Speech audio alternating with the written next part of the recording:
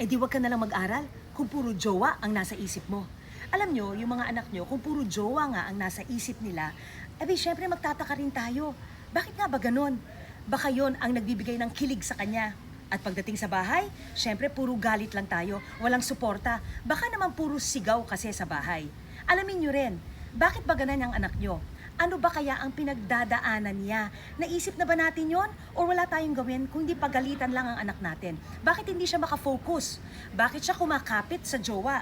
Baka kasi yung jowa ang nagbibigay ng lambing sa kanya, samantalang dapat yung lambing, suporta, pakikinig, ay nanggagaling sa loob ng bahay nila, di ba? Nanay din ako.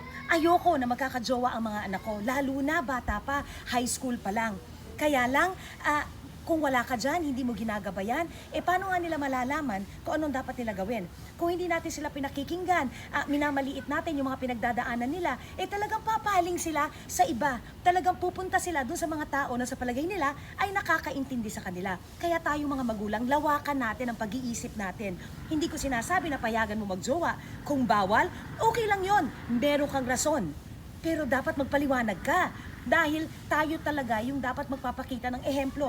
We have to understand our children and explain so that they will understand where we are coming from. Think about that.